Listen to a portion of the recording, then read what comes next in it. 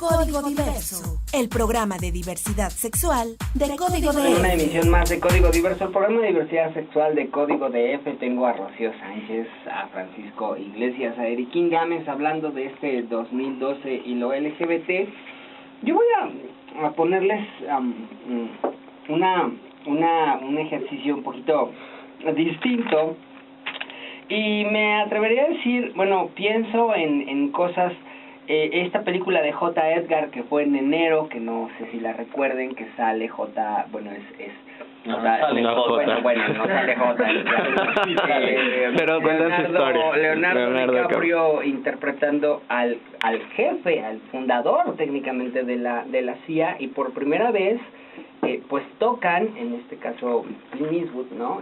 Toca el tema. Ya se sabía, era como conocido que había una relación homosexual de este fundador de nada más de la CIA, y bueno, todo no pasó sin pena ni gloria en el mejor sentido, o sea, ganó mucha taquilla, pero yo pensaba una reacción un poco más virulenta en Estados Unidos y no pasó nada. ¿Cómo lo lees? Digo, en principio, hola, gracias por invitarnos de nuevo al programa. Y lo comentábamos la semana pasada, la verdad es que tiene que ver, no solo es Estados Unidos el gobierno. Estados Unidos está viviendo e insisto, está en una postura de vanguardia en cuanto a la diversidad sexual en todos los sentidos, incluidos los espectáculos y el cine. Y hoy, si nos atreviéramos a decir, pongan el héroe que quieran, Emiliano Zapata era gay, yo creo que aquí más de uno. Pero yo creo que allá en los Estados Unidos hoy se están dando el permiso de que la diversidad sexual sea visibilizada y correctamente. Y te lo ponía, y haciendo mención, este año AP en su código, más bien en su manual de estilo, decidió ya eliminar la palabra homofobia como tal, porque dice que ya no es necesario, que en Estados Unidos al menos ya no existe la fobia a los homosexuales. La prensa asociada les explica a sus reporteros. La agencia ya no habla de término homofobia, sino más bien hay una postura anti-gay y hay quienes ¿no? Y quienes estén a favor. O sea, a favor y en contra de los gays, pero ya no hay una fobia a los gays. En Estados Unidos, o como se explicaba, en Estados Unidos ya nadie se altera al ver un homosexual, simplemente hay gente que se enoja, ¿no? Que no está acá, y son anti-gays. Y eso tiene que ver en todo lo que está ocurriendo en la vida diaria de los Estados Unidos. Yo creo que tiene que ver con eso. No, insisto, hay una parte muy importante y un gran mensaje que da el gobierno, pero no solo es el gobierno, es la televisión. Tenemos ya series como Glee, ¿no? Que son abiertamente, ¿no? Hay muchísimos estudios que están haciendo. Es decir, la realidad estadounidense como tal, hoy en día, es muy abierta a la diversidad sexual, y por eso yo creo que no hay tanto problema en que Hoover, ¿no? Que en realidad, no sé si sea un héroe estadounidense como tal, pero el fundador del FBI, que es la institución, ¿no? Una de las instituciones más respetadas, que hayan dicho que es homosexual, no los altera tanto como pensaríamos aquí en México si nos pasara con cualquier presidente, secretario de Estado, héroe, con cualquier estado. Algo. Oye, se partió la marcha, Rocío. Digo, si me quieres comentar acerca de la película, pero se nos partió la marcha LGBT. Ahora sí, en serio, antes nos dábamos de agarrones, ¿no? Pero ahora sí se partió. O se la partieron. Se la partieron, ¿no? Básicamente. ¿Qué pasó ahí? Pues es lo que todos quisiéramos saber, creo yo. Yo creo que hay esa escisión, digamos, esta división que sí se manifestó este año, ya venía platicándose desde hace tiempo. Creo que el detonante, evidentemente, fueron las elecciones de este 2012, y también el detonante de que todo el mundo expusiera sus diferencias ya realmente opuestas, radicales, abismales, digamos, entre qué significa la marcha LGBT, ¿no? Para unos el festejo, para otros la protesta política, para otros un poquito y un poquito. Y me refiero a los organizadores, porque la gente que asiste en realidad es muy, muy diversa, y yo creo que más de lo que nos imaginamos. En Letra S publicamos este año una encuesta que hicimos en el 2008 a los asistentes de la marcha LGBT. Se excluyó, se contabilizaron algunos heterosexuales, pero la mayoría, bueno, pertenecían a la comunidad LGBT, y muchos, dependiendo de la edad, entre más jóvenes, iban más por diversión o a ligar. y entre mayores iban a protestar o a manifestarse por sus derechos, a exigir derechos, etcétera, ¿no? Entonces creo que esta división de la marcha, el hecho de que haya habido 2 marchas, evidencia mucho esta situación, ¿no? ¿Qué tanto querían algunos no darle carta abierta a los partidos para que se montaran en el movimiento LGBT, y otros que tanto querían respetar la tradición de que fuera en una fecha X, ¿no? El último sábado de junio? Creo que hubo muchos, estos 2 grupos, pues finalmente, ahora sí que como matrimonio, tuvieron diferencias irreconciliables y dijeron hasta aquí, ¿no? Pero yo creo que, y esta es una postura muy, muy personal, pues es como radicalizar tanto las cosas no ayuda al concepto externo del movimiento LGBT, ¿no? Porque entonces unos jalaban agua para un molino, otros jalaban agua para otro molino. El que se puso más abusado convocó a los medios de comunicación y dijo, esta es la marcha, y los reporteros, a mí me tocó, muchos reporteros llamaban y decían, oye, pero ¿por qué va a haber otra marcha? Pues sí, porque cuando fuiste a la conferencia de prensa no te dijeron que además había otra marcha, ¿no? O había otra movilización en otra fecha. También un ejercicio de gandallez de unos y otros organizadores. Sí. Yo me atrevería a decir una cosa, la verdad es que creo que ahí, más allá de las diferencias, que las diferencias eran mucho en el discurso como tal, las 2 marchas, ¿no? Al final acabaron siendo muy similares. No quiero decir en cuál hubo más, cuál estuvo mejor organizada. Al final las 2, en esencia, tenían el mismo propósito: luchar por los derechos políticos, ¿no? Pero también divertirse. Nada más que en el discurso fue donde llegaron a mostrarse las diferencias de manera radical, en que unos eran tal y otros son tal. Yo recuerdo nada más algo de lo que dijo Javier Lizárraga, ¿no? No es la primera vez que se divide la marcha, y hace poco lo tuvimos, hace 2 años tuvimos 2 marchas también. Sí me parece, también es mi muy punto de vista personal, hay un grupo como tal que no quiere soltar el liderazgo de la marcha, que es como, están aferrados, ¿no?, a que deben ser ellos quienes organicen la marcha, y eso ha generado una división como tal. Y no es la primera vez que al aferrarse a hacer la marcha divide, ¿no?, y crea otras marchas. Son repetidas veces que ha sucedido esto. Eric, tú cubriste las 2.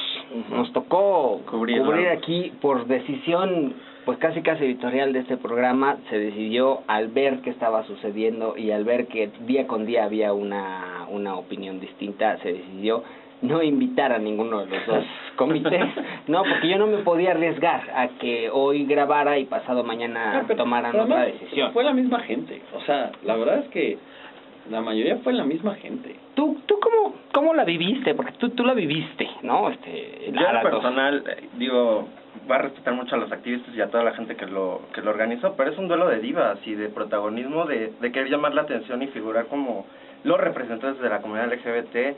Desafortunados algunos comentarios de unos de la marcha, en específico de la 30, donde sí hubo bastantes desatinos por uno de los que organizó la marcha, diciendo que con 3 pesos hizo la marcha él.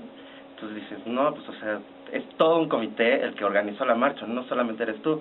Del 2, creo que dentro de la organización, creo que pues, al final de cuentas ellos querían hacer un espectáculo, ¿no? Era hacer un show, lo lograron, creo que lograron el cometido. Los baños de colores, cositas, como detalles técnicos, ¿no? Sí, que casi no se ven de repente en algunas de las marchas. Creo que en esta ocasión estuvieron bastante organizadas.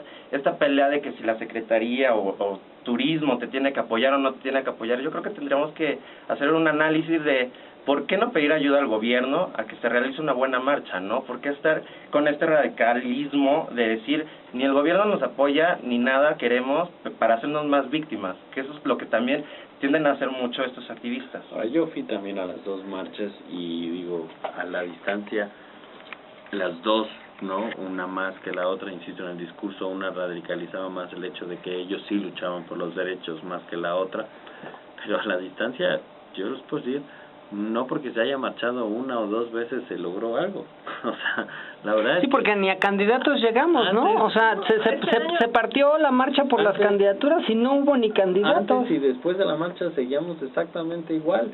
Ahora, de aquí, digo, pasando más allá de la marcha, que insisto, a lo mejor le estamos dando mucho peso a una cosa que ya no está pesando como tal, ¿no? Y esto sí subrayarlo. No hubo candidatos, es cierto, pero también es cierto que no es que solo no haya habido candidatos, que no es lo que me preocuparía, porque ha estado más que demostrado que los mayores avances de la diversidad sexual no ha sido cuando tenemos legisladores LGBT, sino ha sido cuando hay como una agenda. Y yo creo que ahí está el punto. Hoy la diversidad sexual en este proceso electoral no tuvo una participación como de esta es mi agenda, estos son los puntos a los que quiero llegar. No hemos tenido una ¿no? interacción. No. Digo, eso es otro tema mucho más profundo, y si quieren un día lo hacemos, sería muy interesante hacerlo como parte de la cultura de lo LGBT. No nos hemos sabido integrar a los partidos políticos, tenemos como partidofobia, ¿no? Yo creo que nos quedamos como un movimiento que estábamos en contra de los partidos, y que ahora que ya los partidos nos aceptan como tal, pues se quedó la idea de no, pues no podemos estar con los partidos, ¿no? Porque no. O solamente con un partido, ¿no? Que O también ese es la otra problema, porque si nada más estás con el PRD, estás bien, y si estás en otros grupos políticos estás mal, y ¿no? Porque eres gay y porque exacto. Del PANAL la que hizo ¿qué fue esta propuesta de la hija del Bester? Es terrible que la identifiquemos como la senadora hija del Bester, no recuerdo su nombre. Propuso una iniciativa que, insisto, es que estas son las cosas que pasan. Propone una iniciativa contra los crímenes de odio para que se vaya, ¿no? Para que el Código Penal se mejore y se incluya, ¿no? El Código Penal federal como tal, porque ya en algunas legislaciones, pero se pierden estos trabajos, es decir, no podemos saber qué pasó ya, ¿no? Tuvimos una nota en la que lo propuso y que está ahí perdido. Bueno, se tomó la tribuna para que discutieran seguridad social, hubo una toma por parte del grupo parlamentario del PRD en el Congreso, se tomó la tribuna por ahí de mayo, junio, para que discutieran la inclusión de parejas del mismo sexo. Eso también pasó como o sea, nosotros lo tenemos como muy claro porque cubrimos, pero no fueron cosas que salieran. No está saliendo, por eso insisto, y creo que esa es la mayor consecuencia de lo que pasó en términos del proceso electoral. No hubo como tal, digo, más allá de los candidatos, que claro que no hubo, que claro que sí buscaban, o sí buscaron, pero no hubo un compromiso como tal, no hubo nada referente a la diversidad sexual que hoy pudiéramos llegar a una evaluación de a tantos meses, ¿no? Checarlo, revisarlo, cómo va. No, eso creo que sí se perdió, y a lo mejor tendremos que esperar otros 6 años, ¿no? Entonces se nos está acabando el programa y apenas vamos como por junio, pero bueno, ya hablamos de la marcha que Justamente, digo, por mencionar algunos temas que no quiero que se me vayan, ¿no? Que no me gustaría dejarlos pasar. Punto número 1, este año se concluyó por fin el proceso del matrimonio igualitario, el matrimonio gay en España. La Corte por fin lo ratificó. 11 años después o 12 de 7 años. 7 años. 7 años habían pasado y por fin, ¿no? Como que acá me parece que es un tema importante. 2, no quiero dejar pasar las Olimpiadas, los Juegos Olímpicos como tal, que sucedieron este año, que en términos nacionales como que no hubo diversidad sexual, ¿no? Tenemos grandes programas, grandes series y demás, y nunca aparece la diversidad sexual, pero a nivel mundial, y sobre todo hay páginas de internet dedicadas al deporte LGBT, sí hubo medallas como tal de la diversidad sexual, ¿no? Hubo deportistas, que participaron abiertamente, que fueron varios, no son muchos, la verdad, pero que estuvieron ahí, que tuvieron una participación a nivel internacional, me parece muy importante. Aquí el único intento terminó en escándalo tuitero, ¿no? Con este clavadista que tuvo que salir diciendo, no soy homofóbico, No soy homofóbico, pero no me confundan. Pero no me confundan, ¿no? Retomando lo que estabas diciendo. Y otro tema que me parece importante ya a nivel nacional, hemos visto muchísimos casos de discriminación, y mencionaría Monterrey, Nuevo León como tal. Me parece que independientemente de esta situación de violencia que ha vivido en Monterrey, el asesinato de Agnes Torres, el asesinato de Agnes Torres, que no estoy seguro si fue este año. Sí, fue este año. Pero sí vería como, ¿no? Que pongo Monterrey por una simple razón. Es la segunda, ¿no? Una de las principales ciudades de México y está muy, muy a la distancia de lo que está pasando en el Distrito Federal. A 2 mujeres no las dejaban caminar agarradas de la mano en Parque Fundidora, que es un lugar simbólico, ¿no? A otra mujer la acosaron saliendo de un antro, ¿no? No dejan inscribir a alguien. La primera denuncia por discriminación legal que procede en México con el apoyo de la Procuraduría del CONAPRED. Exacto, es allá en Monterrey.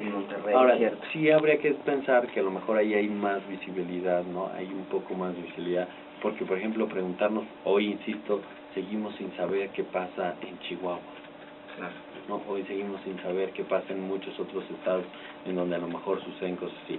Lamentable lo de Agnès Torres, que a diferencia de lo que pasó en Chile que comentábamos, tampoco generó mucho.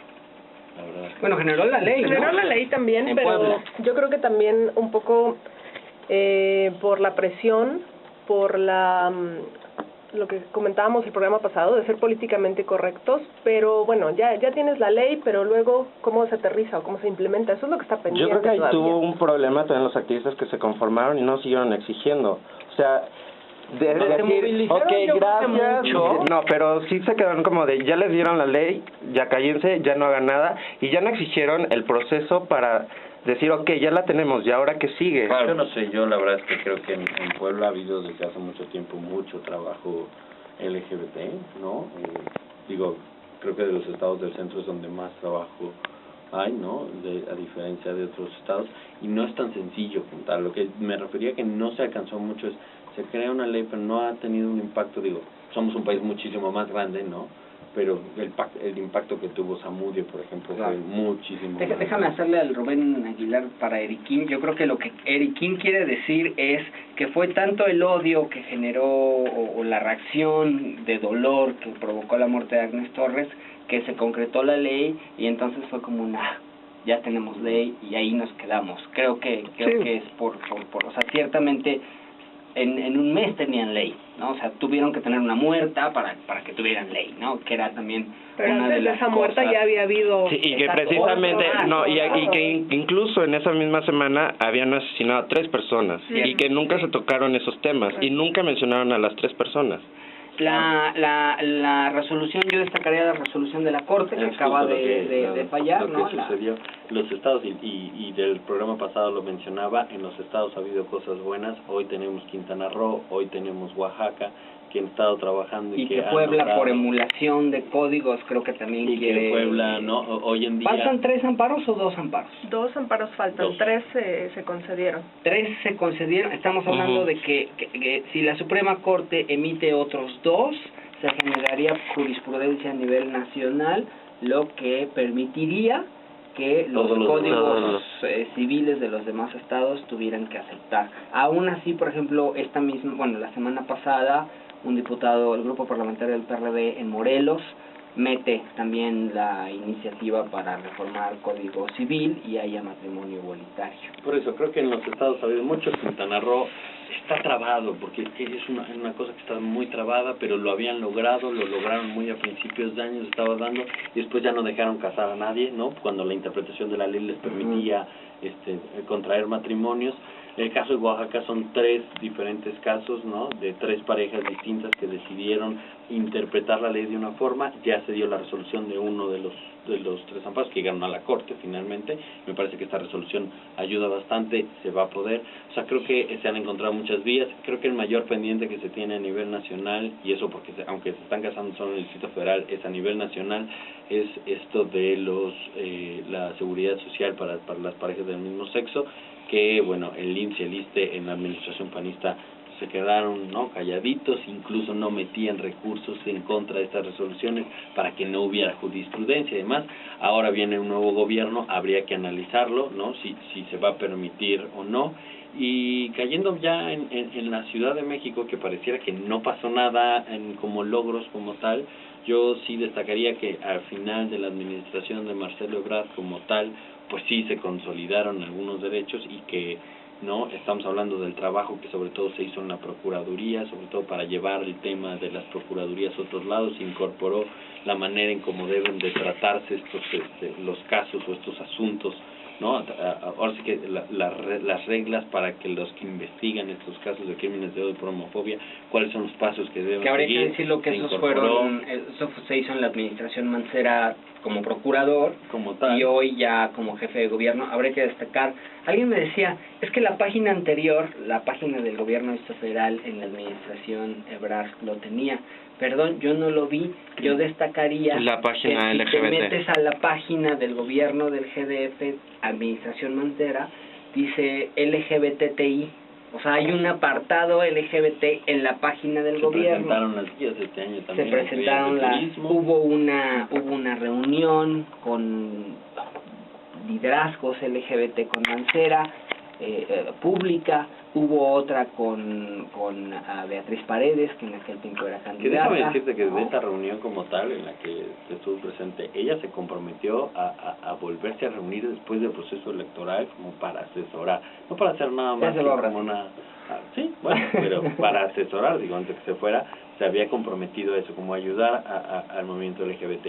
Y lo que retomo esta idea que yo tenía es, en los estados hemos visto que hemos tenido muchos más logros, porque aquí en el Distrito Federal, aunque más o menos estamos como consolidando esto, ¿no? Como que no ha habido nuevas iniciativas o estos grandes nuevos proyectos que ayuden, ¿no?, a la diversidad sexual. Se ha quedado, creo que ahí muy pendiente, aunque bueno, hay trabajos. Habría que pensar, y sobre todo que ya vienen, ¿no?, el 2013, pensar qué va a pasar con ese centro de la diversidad sexual, qué va a pasar con la oficina de turismo, porque hoy los grandes retos que tiene esta administración es consolidar esos logros que, aunque sí fueron muy buenos logros, a veces se quedaron muy en el discurso, muy en el aire, y habría que consolidarnos en reglas, en normas, en presupuestos como tal. Ya casi nos vamos, y ya te me adelantaste con esta pues perspectiva o hacer como pendientes del 2013. ¿Cuáles serían los pendientes del 2013 en tu visión, Rocío? Pues básicamente lo que mencionaba Francisco, el reconocimiento de la seguridad social a los matrimonios. Creo que los matrimonios han sido un gran logro. Evidentemente no toda la gente LGBT se quiere casar, así como no todos los heterosexuales se quieren casar, pero sí ha sido un gran logro de visibilidad, de normalización, entre comillas, ¿no?, de lo LGBT. Pero sí también, pues finalmente el matrimonio se buscó no por creo que no tanto por la idea romántica de que yo te amo y tú me amas, sino por los derechos que confiere y concede y protege, ¿no? Entonces, en ese sentido, el hecho de que no se hayan reconocido estos matrimonios en la seguridad social sí es un gran pendiente, que además tristemente creo que solo generó una polémica ahí medio hueca, ¿no?, en la Cámara de Diputados. Pero creo que sí es necesario aterrizar y concretar este tipo de derechos que finalmente es impensable que sigan siendo negados para la mayoría de la población o para toda la población.